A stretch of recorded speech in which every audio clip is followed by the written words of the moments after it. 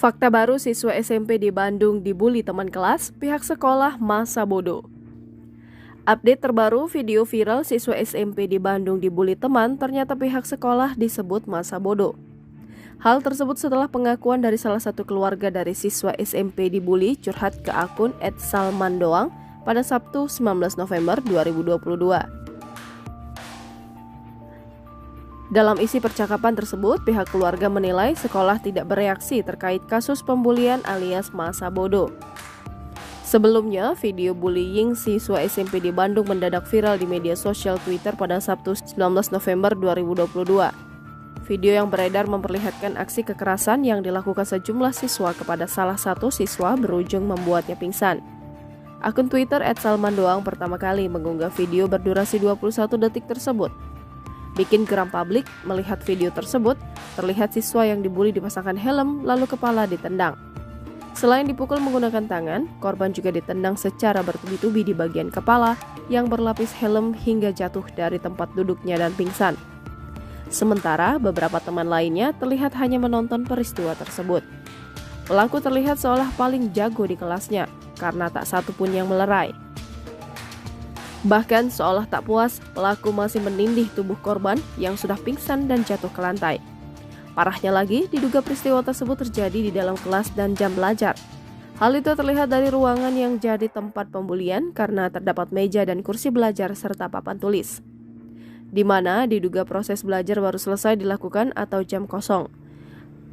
Adapun update terbaru, kondisi korban yang dibully sempat dibawa ke rumah sakit. Salah satu anggota keluarga korban bullying memberikan keterangan kepada akun @salmandoang. Jangan lupa subscribe, share, komen, dan like ya. Halo pemirsa, selamat pagi. Saya Rifana Zen, senang sekali bisa hadir dalam gelar bicara pada pagi hari ini. Kali ini kita akan membahas maraknya pembulian di lingkungan sekolah. Kekerasan dalam dunia pendidikan kerap terjadi di lingkungan sekolah, mulai dari kekerasan fisik ataupun mental. Siapa yang harus disalahkan dan kenapa itu bisa terjadi? Nah, untuk mengetahui hal itu, saat ini kita sudah bersama 4 bintang tamu yang sangat luar biasa yang akan menemani perbincangan kita pada pagi hari ini. Ada Ibu Wanda. Halo Ibu Wanda, selamat pagi dan apa kabar? Baik. Ada Kak Tina Tul Aini juga. Hai Kak Tina, apa kabar dan selamat pagi? Halo Kak, selamat pagi. Di sini juga ada Mbak Padia. Halo Mbak Padia, psikolog cantik yang bisa hadir di gelar bicara pada pagi hari ini ya. Tidak lupa juga di sini ada perwakilan Komnas Perlindungan Anak. Halo Ibu Fitri, selamat pagi. Halo, pagi juga. Tadi kita sudah menyaksikan beberapa kasus pembulian yang terjadi di lingkungan sekolah. Saya akan mengulik beberapa tanggapan dari bintang tamu pada pagi hari ini. Nah, menurut Bu Wanda sendiri nih, bagaimana tanggapan Ibu mengenai kasus bullying yang terjadi pada lingkungan sekolah, Bu? Jadi pendapat saya mengenai kasus pembulian yaitu tentu suatu perbuatan yang tidak baik karena hal tersebut dapat membuat mental si korban yang terkena bullying tersebut menjadi lemah dan juga akan mengganggu prestasinya di sekolah dan juga mengganggu dirinya di masa yang akan datang. Selama Ibu Wanda mengajar, Ibu pernah menangani kasus bullying yang terjadi di sekolah Ibu? Ya, saya sering sekali menangani kasus-kasus pembulian yang terjadi di lingkungan sekolah. Dari kasus bullying yang terjadi, apa sih motif pelaku melakukan tindakan tersebut? Pelaku merasa berkuasa sehingga ia semena-mena. Lalu bagaimana nih cara Ibu Wanda menangani kasus bullying itu? Jadi cara saya menanggapi kasus tersebut dengan cara memanggil kedua pihak, si korban dan juga pelaku. Lalu saya menanyakan motif apa yang mendasari pelaku dan kepada kenapa dia membuli si korban tersebut. Nah, kalau menurut Kak Tina sendiri nih, bagaimana tanggapan Kak Tina tentang bullying yang terjadi di dunia pendidikan? Ya, kalau pendapat saya sebagai pelajar, bullying di sekolah itu biasanya dilakukan oleh senior ataupun teman sekelas yang biasanya dia itu memiliki masalah, konflik ataupun dendam pribadi terhadap orang yang mau dibulinya itu, sehingga dia mengajak teman gengnya itu untuk ikut membuli sang korbannya. Kenapa Mbak Tina bisa mengatakan itu gitu?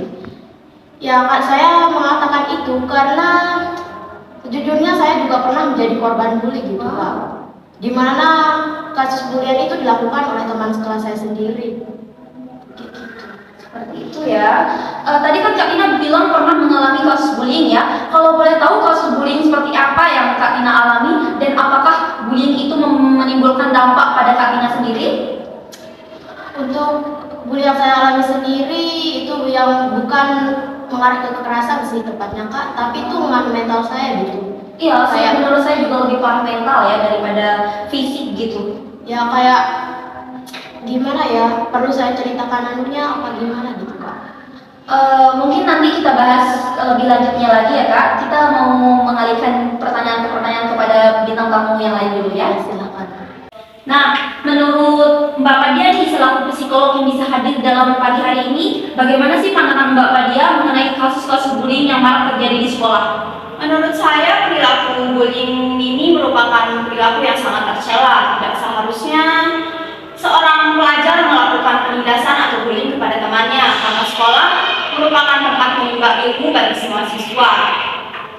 Nah, tapi setelah kita melihat maraknya kasus bullying yang terjadi di lingkungan pendidikan, apakah perilaku itu berpengaruh pada kesehatan mental terutama anak dan remaja nih? Tentu saja, saya paling sering menemukan kedepresian dan gangguan kecemasan pada anak yang menjadi korban bullying. Adapun pengaruh lainnya itu seperti kesedihan yang berlebihan, rendah diri, dan berkurangnya minat pada sesuatu yang ia biasa sukai. Nah, bagaimana nih cara menyembuhkan mental korban akibat bullying yang terjadi di sekolah itu? Yang pertama, kita bisa menggunakan perspektif orang dewasa untuk mengganti perspektif anak yang mengalami trauma. Kemudian bisa kita ajarkan empati diri dan validasi diri, dan bisa juga kita mengajarkan konsep tentang kesetaraan. Terima kasih atas tanggapan yang diberikan. Nah, untuk Mbak Ibu Fitri nih selaku Komnas Perlindungan Anak ya Bu, bagaimana Ibu Fitri melihat banyaknya kasus bullying yang terjadi di dalam dunia pendidikan? Nah, jadi seperti ini. Sebagai seorang guru harus peka akan situasi dan kondisi yang dihadapi oleh siswa. Jangan sampai hal-hal yang menyebabkan siswa tidak nyaman atau bahkan membahayakan siswa ini terus-terusan terjadi seperti itu. Nah, apa saja sih yang menyebabkan pelaku yang mayoritas anak-anak dan remaja bisa melakukan tindakan bullying tersebut? Nah, mungkin yang menyebabkan pembulian di kalangan para pelajar ini mungkin si pembuli ini sering merasa kesepian atau bahkan tidak ada rasa kepedulian di rumahnya, di lingkungan tempat keluarganya gitu. Jadi dia mencari perhatian di lingkungan sekolahnya dengan membuli temannya, dengan apa gitu. Mencari masalah gitu ya? Ya, mencari masalah. Ya. Lalu bagaimana sih tanggapan dari Komnas Perlindungan Anak untuk mengatasi perilaku bullying yang terjadi di kalangan pelajar gitu? Yaitu mengajarkan siswa untuk melawan bullying. Nah, membentuk perlawanan terhadap tindakan perundungan atau bullying ini tidak harus dengan cara kekerasan atau membalas dengan pembulian. Caranya itu yaitu melawan bullying adalah dengan berani melaporkan kepada gurunya. Karena kalau tidak oleh guru, mungkin dari pihak guru dan pihak sekolah akan mengatasi pembulian ini. Nah, kita kan baru tahu nih ternyata Kak Tina pernah mengalami pembulian dulu di sekolahnya. Apa sih dampak yang Kak Tina rasakan dulu setelah dibully? Kalau untuk dampaknya sendiri yang saya rasakan itu saya sering merasa takut gitu untuk pergi ke sekolah, sering merasa malu, kayak minder gitu kan, merasa rendah diri, kayak takut gitu ketemu sama mereka yang bully saya itu gitu.